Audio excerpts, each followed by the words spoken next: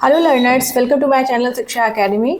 आज मैं आप सभी के लिए लेकर आई हूँ एमएड एंट्रेंस का पिटारा सीरीज में पार्ट 23 जिसमें हम सॉल्व करेंगे। जैसा कि स्क्रीन पे आप देख सकते हैं 17 मार्च 2024 शिफ्ट 1 का पेपर, एमएड एंट्रेंस का पेपर। ठीक है, पार्ट 24 में हम 2024 में ही एमए एजुकेशन का जो एंट्रेंस हुआ था उस पेपर को हम सॉल्व करेंगे। ठीक है, अब तक पार्ट 22 तक वीडियोस चैनल पे आ चुकी हैं।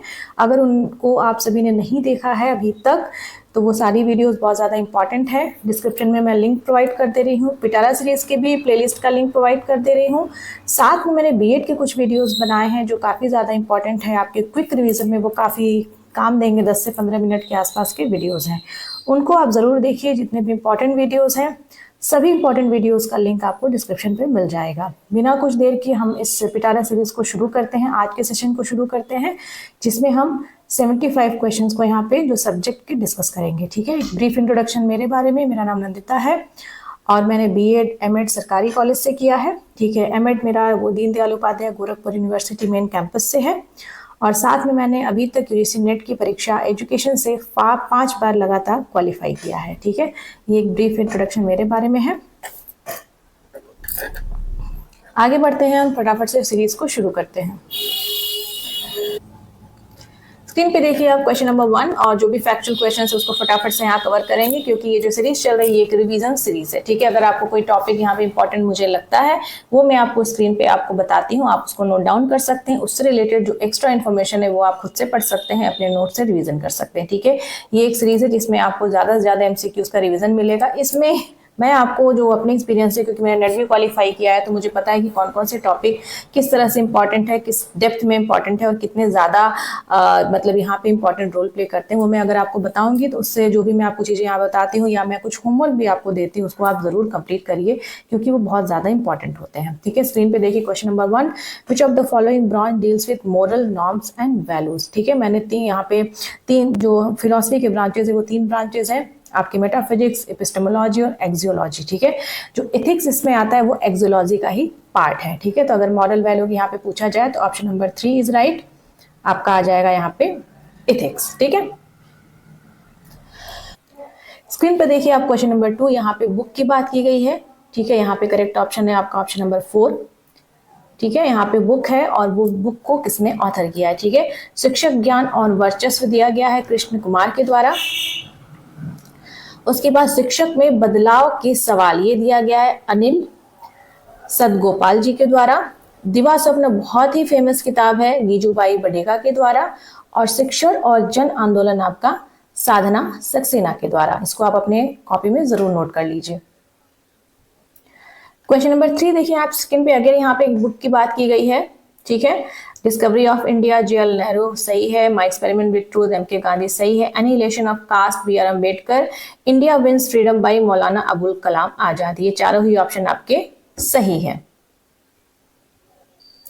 स्क्रीन पर देखिए ये है क्वेश्चन नंबर 4 पूछा गया है कि भाई इंडियन फिलोसफी के आस्तिक स्कूल में कौन से यहाँ पे जो ऑप्शंस दिए हुए हैं वो आपके कौन से स्कूल से यहाँ पे आएंगे, बुद्धिज्म, जैनिज्म, सांख्य और चारवाक। ठीक है, इसमें अगर आप ध्यान से देखें तो बुद्धिज्म, जैनिज्म, चारवाक आपके नास्तिक स्कूल ऑफ फिलोसफी से आएंगे और यहाँ पे जबकि आपका सांख्य आएगा। इससे रिलेटेड जो इंडियन स्कूल ऑफ फिलोसफी को मैंने अभी पिटारा सीरीज में कवर नहीं किया है, फिलोसफी के बेसिक्स और वेस्टर्न स्कूल ऑफ फिलोसफी के वीडियोस आपको इसी पिटारा सीरीज में मिल जाएंगे। ये जो वीडियो सीरीज अभी चल रही है इसके बाद मैं इंडियन स्कूल ऑफ फिलोसफी से रिलेटेड भी इंपॉर्टेंट वीडियोस को आपको एक वीडियो छोटा सा बना दूंगी इंडियन स्कूल ऑफ फिलोसफी करके, strictly related to the only M A entrance और एमए एजुकेशन एंट्रेंस। ठीक है, क्वेश्चन नंबर 5 देखिए, नई तालीम कैन बी एसोसिएटेड विद, नई तालीम की बात किसने की है, यहाँ पे महात्मा गांधी जी ने की है। नई तालीम, इसके और भी कई सारे नामे हैं, बेसिक सिस्टम ऑफ एजुकेशन, बुनियादी तालीम के नाम से भी इसको जाना जाता है। ठीक है, वर्धा शिक्षा योजना के नाम से भी जाना जाता है। यहाँ पे अगर यहाँ पे नई तालीम की बात करें, वर्धा शिक्षा योजना की बात करें तो आपका 1937 ईयर होगा। और अगर कमेटी की बात करें तो जाकिर हुसैन जो कमेटी थी, जिस कमेटी ने भी इसकी बात की वो आपकी हो गई जाकिर हुसैन कमेटी। स्क्रीन पे देखिए आपका क्वेश्चन नंबर 6। ठीक है, क्वेश्चन नंबर 6 का यहाँ पे करेक्ट है ऑप्शन नंबर 4। CDAB आपको क्रोनोलॉजी में यहाँ पे आपको बताना है, ठीक है।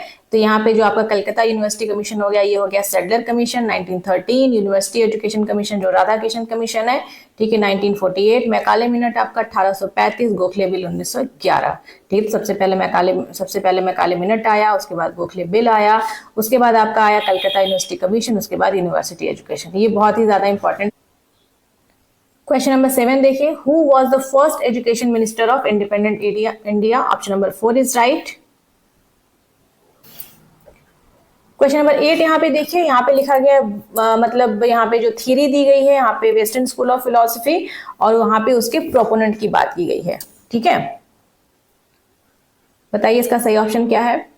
आपका आइडियलिज्म आ जाएगा प्लूटो, ठीक है।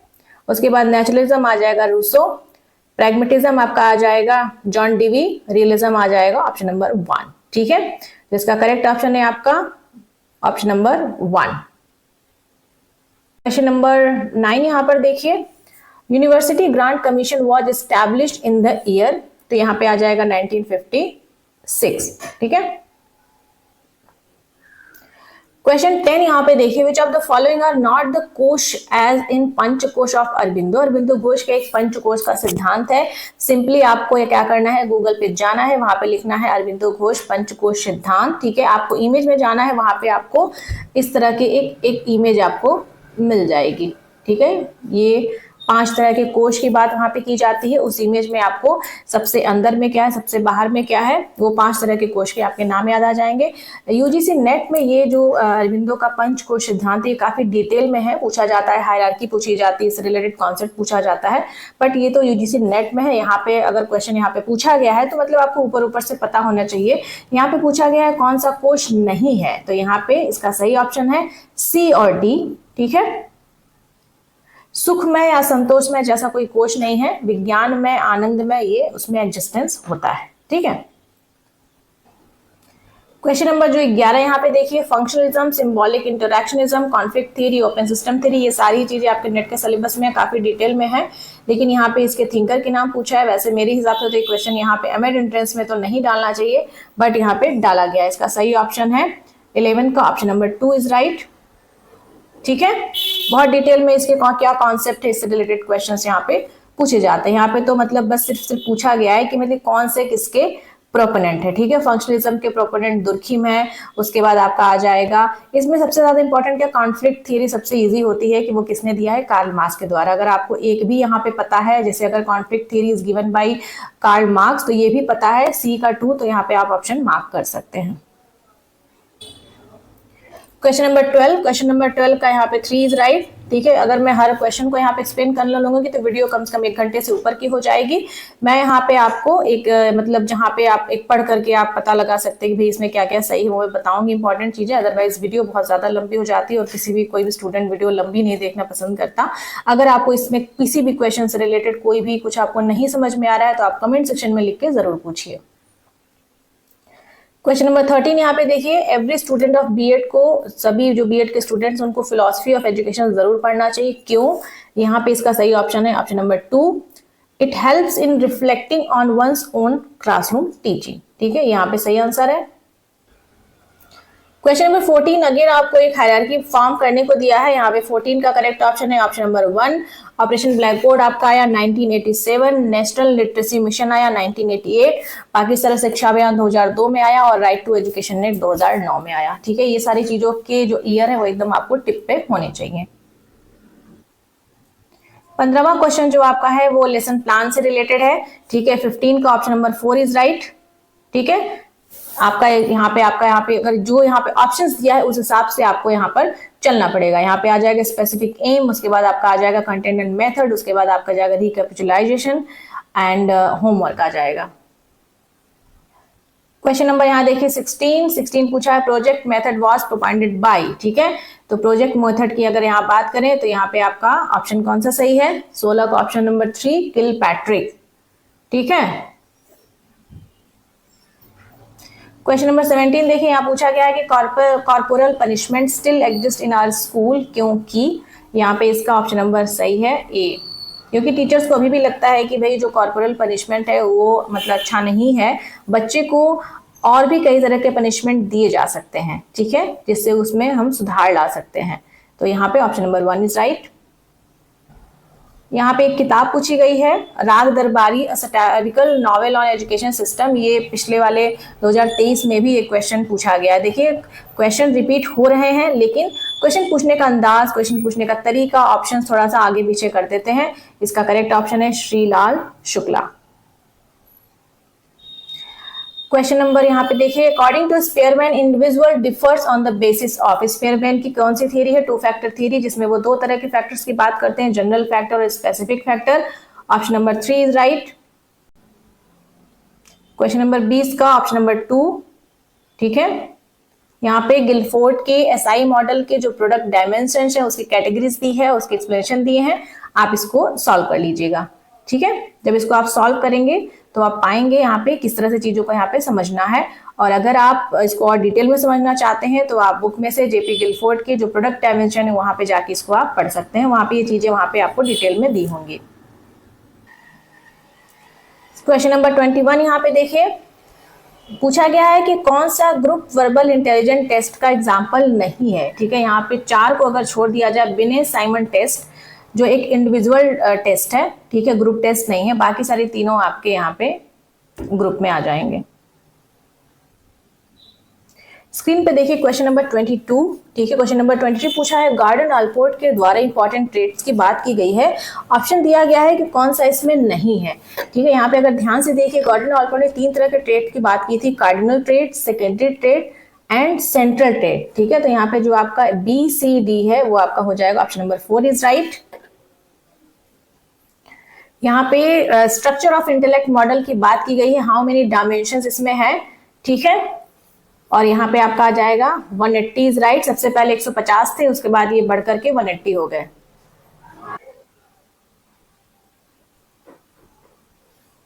क्वेश्चन नंबर 24 यहाँ पे देखिए, यहाँ पूछा गया टीचिंग से रिलेटेड कौन कौन से करेक्ट स्टेटमेंट्स हैं, ठीक है। ये पूछा गया है कौन सा करेक्ट स्टेटमेंट है, ठीक है।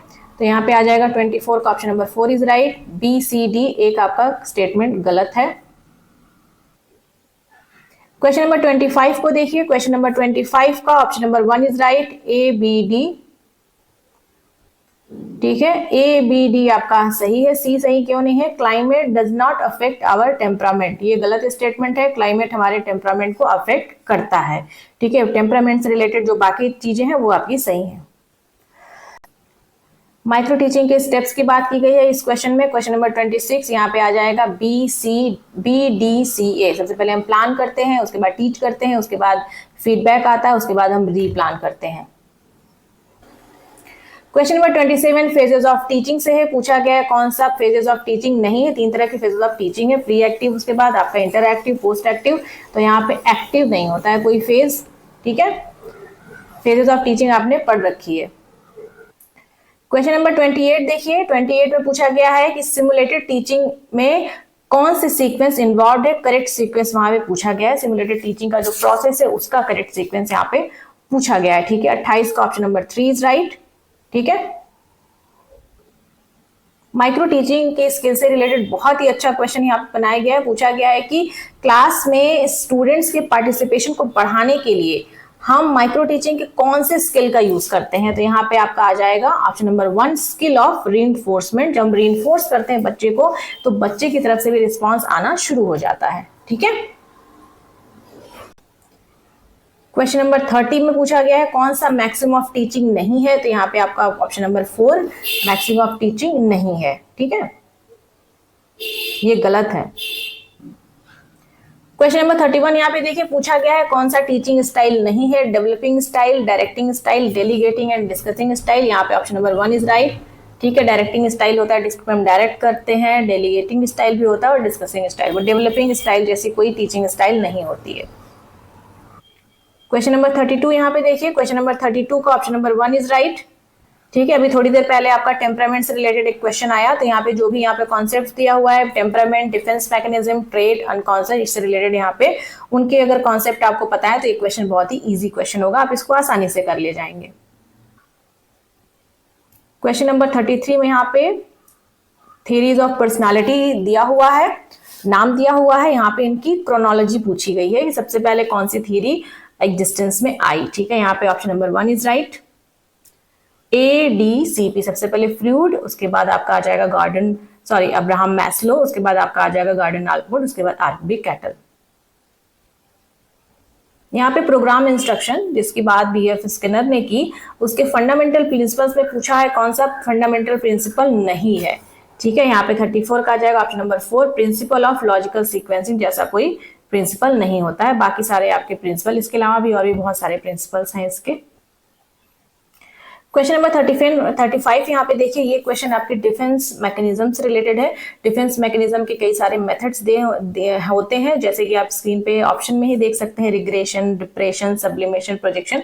इसको आप गूगल पे सर्च करके, आप सिंपल गूगल पे सर्च करिए विद एग्जाम्पल, टॉपिक डालिए डिफेंस मैकेनिज्म के टाइप्स विद एग्जाम्पल। ठीक है, आप AI का भी यूज कर सकते हैं, ChatGPT पे भी आप सर्च करके पूछ सकते हैं, और AI का भी आप पॉजिटिवली स्टडी में यूज कर सकते हैं। ठीक है, बहुत ज्यादा डिपेंडेंट नहीं होना है, क्योंकि बुक्स का रिप्लेसमेंट AI नहीं है।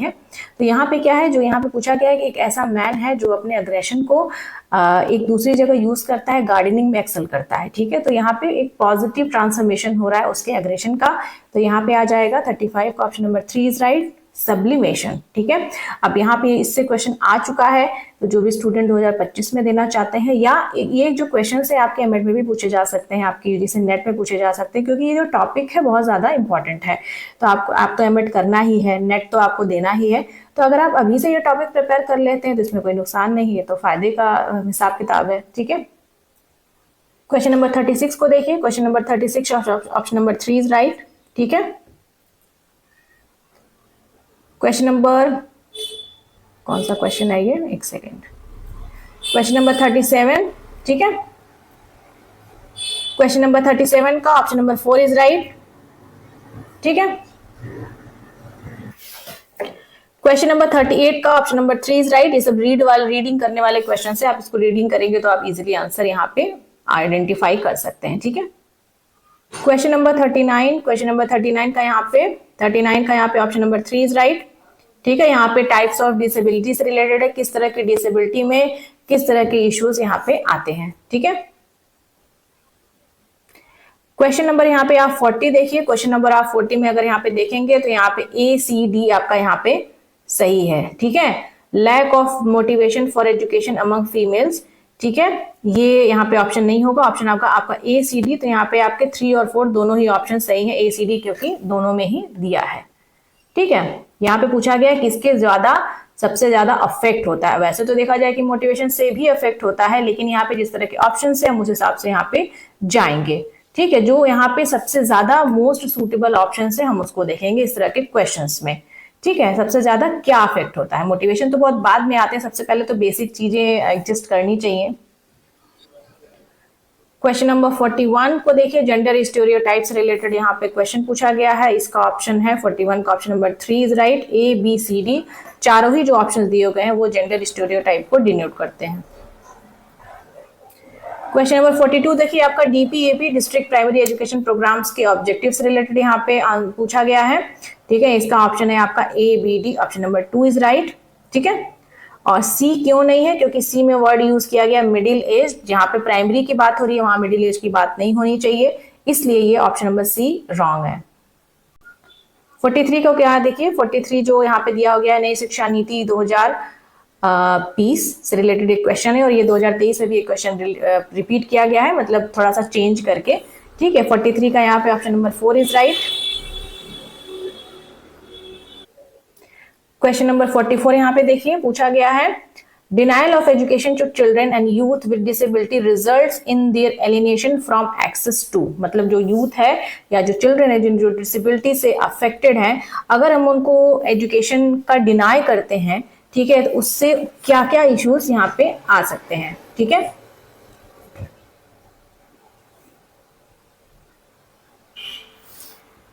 ठीक है, तो यहाँ पे डिनाइल की बात हो रही है, तो एम्प्लॉयमेंट डिनाई होगा, आपकी वोकेशनल ट्रेनिंग, जब एजुकेशन ही नहीं मिल रहा है तो वोकेशनल ट्रेनिंग की क्या बात है, इनकम जनरेशन डिनाई होगा।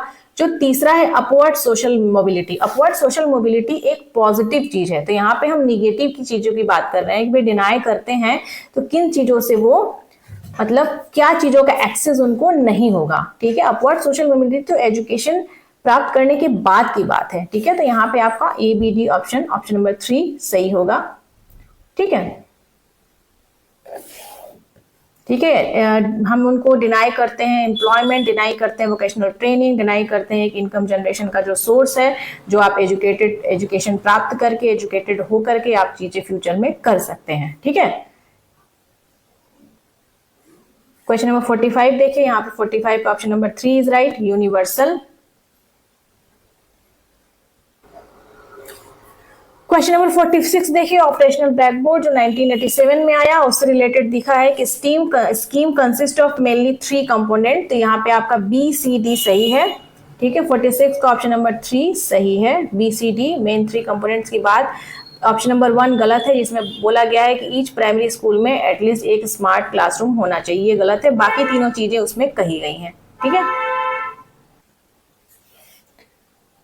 क्वेश्चन नंबर 47 यहाँ पे देखिए, 47 का यहाँ ऑप्शन नंबर 1 इज राइट, 6 से 14 साल वर्ष के एज ग्रुप के बच्चों की बात हो रही है।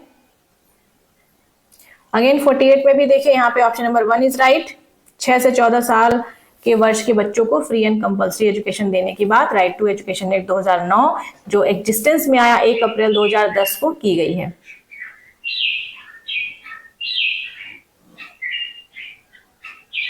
Birds are at home.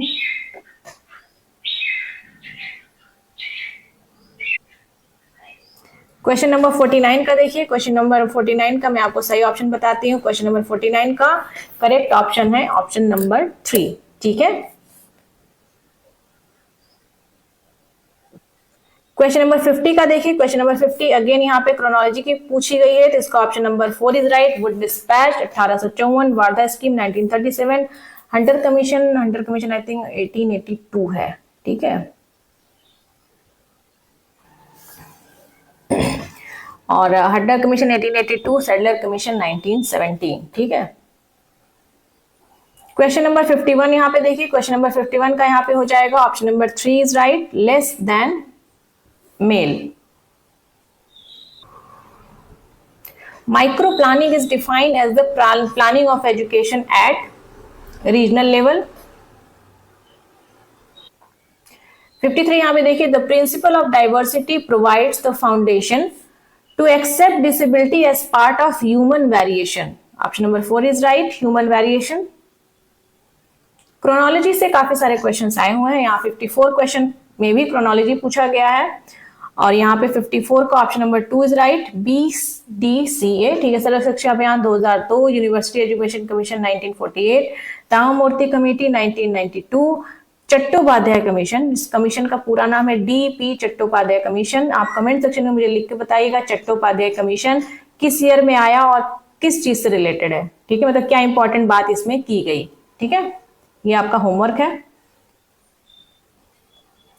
Again एक बुक्स रिलेटेड क्वेश्चन है, क्वेश्चन नंबर 55 का ऑप्शन नंबर 1 इज राइट, ठीक है। ये जो भी इंपॉर्टेंट किताबें, जो भी आप ये सीरीज देख रहे हैं, इसमें जहां जहां भी किताबें आए ना, एक अपनी, सॉरी फॉर नॉइस, एक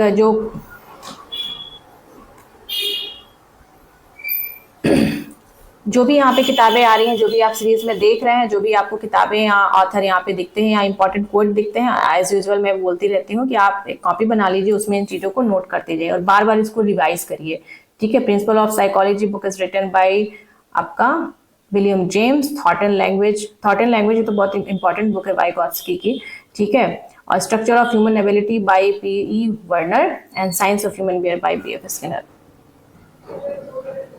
Who among the following is considered as behavioral psychologist? आपका आ जाएगा B.F. स्किनर, ठीक है। स्किनर आ जाएंगे, आपके थॉर्नडाइक आ जाएंगे इसमें, ठीक है।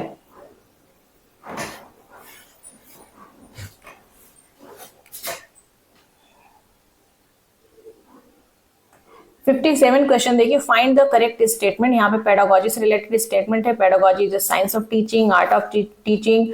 अगर यहाँ पे सिर्फ एक ऑप्शन पूछता कौन सा सही है तो आप डी लगाते, बट यहाँ कई सारे ऑप्शंस दिए हैं, तो जिसमें भी साइंस और आर्ट है वो आप लगाएंगे, ठीक है। तो यहाँ पे आ जाएगा ABD, आपका ABD किसमें है, ऑप्शन नंबर 2 इज राइट, ठीक है।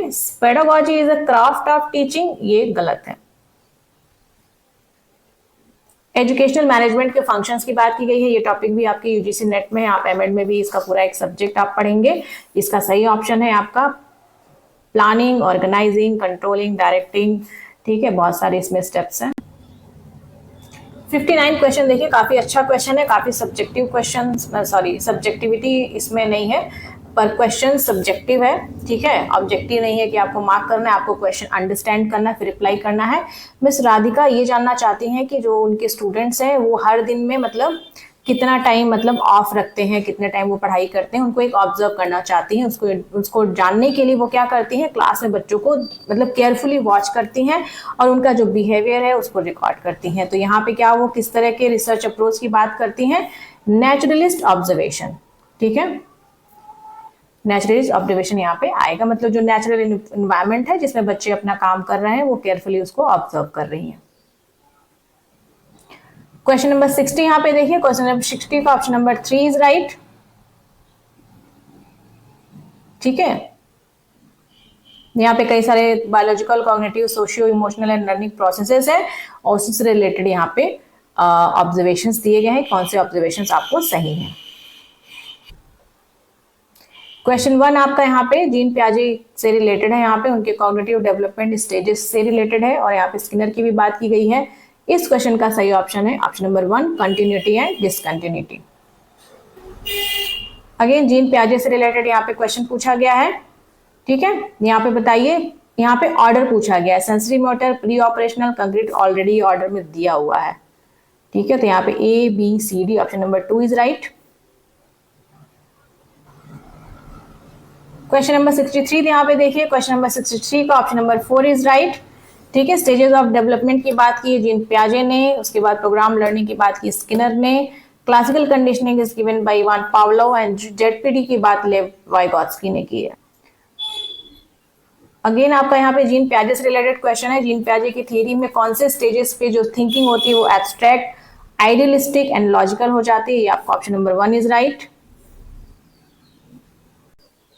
इसका folding is an important concept in the लेव वाइगोत्स्की थियरी।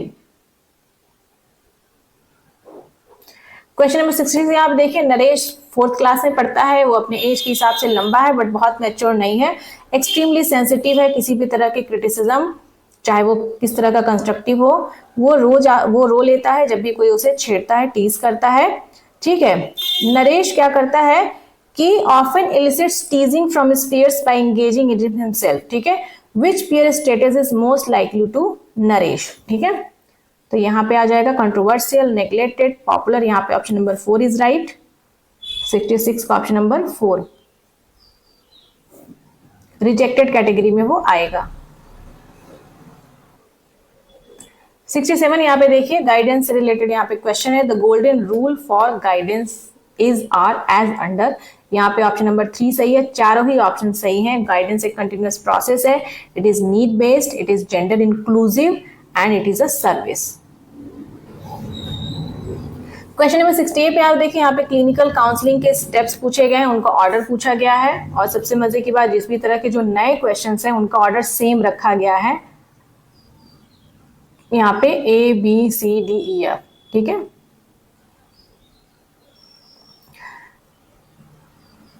ठीक है, पहले एनालिसिस करते हैं, सिंथेसिस करते हैं, डायग्नोसिस करते हैं, प्रोग्नोसिस करते हैं, ट्रीटमेंट, उसके बाद फॉलो अप। ये आपके नेट के भी सिलेबस में है, तो ये इस क्वेश्चन को बहुत ध्यान से नोट कर लीजिएगा। क्वेश्चन नंबर 69 यहाँ पे देखिए, arrange the Williamson's 5 category of counselling, guidance and counselling का जो मैंने वीडियो बनाए हैं, 2 वीडियो आपको मिलेंगे, इसी पिटारा सीरीज में मिलेंगे, उसको आप जरूर देखिए। और मैंने स्टेप्स तो वहाँ पे नहीं बताए क्योंकि मुझे नहीं पता था उस टाइम पे, मैंने पेपर्स नहीं देखे थे कि वहाँ पे स्टेप्स भी पूछे गए हैं। मैं बाद में उससे रिलेटेड एक वीडियो और बना के यहाँ पे ऐड कर दूंगी। यहाँ पे स्टेप्स भी पूछे हैं। ठीक है, यहाँ पे देखा जाए स्टेप्स को बहुत ध्यान से देखिए, जितने भी स्टेप्स के क्वेश्चन दिए हैं वहाँ पे एज इट इज वहाँ पे ऑप्शन दे रखे हैं। तो यहाँ भी ऑप्शन जो A B C D E है वो सही है, ऑप्शन नंबर 2 इज राइट। ठीक है, यहाँ भी अगेन एक वोकेशनल गाइडेंस रिलेटेड क्वेश्चन है, which is not the part of vocational guidance. यहाँ पे पावर एस्टेब्लिशमेंट वोकेशनल गाइडेंस का पार्ट नहीं है। Social development theory is given by Lev Vygotsky. 74th constitutional amendment is related to decentralisation of education. ठीक है, आगे बढ़ते हैं। यहाँ पे लॉ ऑफ लर्निंग जो है उससे रिलेटेड क्वेश्चन पूछा गया।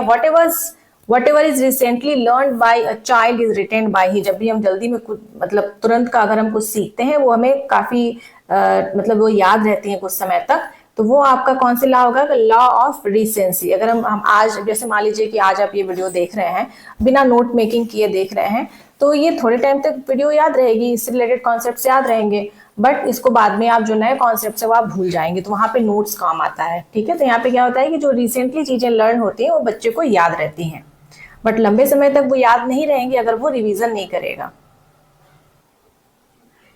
क्वेश्चन नंबर 74 देखिए, practice makes a woman perfect, practice makes a man perfect, but it is a good example. हर बार हम पढ़ते हैं practice makes a man perfect, but I am finding it good, और obviously I am a feminist, so I find it more perfect अगर यहाँ पे लिखा होता practice makes a human perfect. ठीक है, बट कुछ नया देखने को मिला आज क्वेश्चन में। Practice makes a woman perfect, this statement is related to which type of theory? तो यहाँ पे आ जाएगा option number 2, trial and error. ठीक है,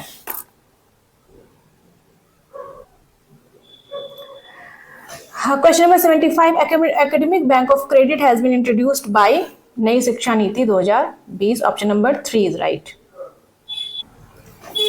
आज हमने यहाँ पे 75 क्वेश्चंस को, एक सेकेंड, यहाँ पे 75 क्वेश्चंस को यहाँ पे डिस्कस किया, और हमने आपको इंपॉर्टेंट चीजें भी बताई। कौन कौन सी चीजें ऑलरेडी वीडियो में बना चुकी हूँ वो आप देखिए, और जिन चीजों पे कुछ वीडियोस बाकी है, I will try to make some slides and then I will prepare a video. ठीक है, थोड़ा टाइम मुझे आप लोग दीजिए। और जो भी बच्चे दीनदयाल उपाध्याय गोरखपुर यूनिवर्सिटी में एंट्रेंस की तैयारी कर रहे हैं, महात्मा गांधी, या जो भी आपके एंट्रेंस बचे हुए हैं, ये मत सोचिएगा कि सीयूईटी पीजी का सिलेबस है तो ये हम क्यों पढ़ें। ठीक है, ऐसा सोचना आपके लिए बहुत ही नुकसानदेह साबित हो सकता है, क्योंकि अगर आप स्टैंडर्ड लेवल का पेपर लगाते हैं तो जहाँ पे पेपर थोड़े इजी आते हैं वो आपके लिए आसान हो जाता है। ठीक है, और इस तरह के पेपर सॉल्व करना, मतलब मैंने जब पेपर इसको सॉल्व किया तो मुझे भी काफ़ी अच्छा लगा, कई सारी चीज़ें मुझे सीखने को मिली, और जब मैं भी यहाँ वीडियो बनाती हूँ तो कई सारे ईयर वगैरह मुझे पढ़ाते पढ़ाते ये चीज़ें याद हो जाती हैं। ठीक है, तो कई सारी चीज़ें जो फैक्चुअल होती हैं वो बार बार रिपीटेटिवली आप जब उसको पढ़ते हैं तो आपको याद हो जाती है, इसीलिए मैं जोड़ देती हूँ जैसे किताबें हैं, कोट्स है, या इंपॉर्टेंट जो कमीशन के ईयर हैं, उन चीज़ों को आप, क्रोनोलॉजी जो पूछता रहता है उन चीज़ों पे आप नोट्स बना लीजिए। ठीक है, वो आपको हमेशा याद रहें, क्योंकि आपके अपने नोट्स से हर बार फ़ोन खोलने की ज़रूरत ही नहीं पड़ेगी। तो आगे अपकमिंग जो वीडियो आएगा पार्ट 24 आएगा, जिसमें हम सॉल्व करेंगे, एक सेकेंड, जिसमें हम सॉल्व करेंगे CUET PG MA education. 17 March shift 3 में ही एग्जाम हुआ है, 2024 का पेपर सॉल्व करेंगे, वहाँ के 75 क्वेश्चंस को देखेंगे और भी ज़्यादा बेहतर प्रैक्टिस करेंगे। आप चैनल से जुड़े रहिए, अभी तक आपने चैनल को सब्सक्राइब नहीं किया है और नोटिफिकेशन नहीं ऑन किया है, ज़रूर कीजिए, और अपने भी फ्रेंड सर्किल में लोगों तक शेयर कीजिए, क्योंकि अच्छी चीज़ें definitely good thing should be shared. ठीक है, और ज़्यादा बच्चों को हेल्प होगी, आपका भी एक अच्छा पीयर ग्रुप बनेगा अगर आप एक अच्छे इंस्टीट्यूशन में जाते हैं जहाँ पे और अच्छे बच्चों से मुलाकात होती है, आपकी एक अच्छी सर्किल बनती है आपके हिसाब से। ठीक है, तो ये बहुत ही पॉजिटिव और बहुत ही हेल्पफुल बात है, क्योंकि life is not only about reading, studying, clearing the exams and getting a job, earning the money. Life is much more than this. ठीक है, ये एक लाइफ का हिस्सा है जहाँ पे आप पढ़ते हैं, सक्सेस पाते हैं, वहाँ पे at certain point of time you need a good family, आपको एक अच्छी फ्रेंड सर्किल भी चाहिए। तो ये सारी चीज़ें लाइफ का हिस्सा है, बिकॉज वी आर ह्यूमन्स। ठीक है, हमें ऐसा नहीं है कि सिर्फ हमें बस पेट भरना है और इसके लिए हमें जीना है। Life should have some purpose, just not only earning the money and taking care of the physiological needs as suggested by as given by Abraham Maslow. ठीक है, मिलते हैं फिर नेक्स्ट वीडियो में, आप सभी का इंतज़ार रहेगा। चैनल से जुड़े रहिए और अपने ब्यूटीफुल कमेंट्स ज़रूर दीजिए। हाँ, होमवर्क दिया है उसको आंसर करना मत भूलिएगा आप सभी। Thank you once again and all the best.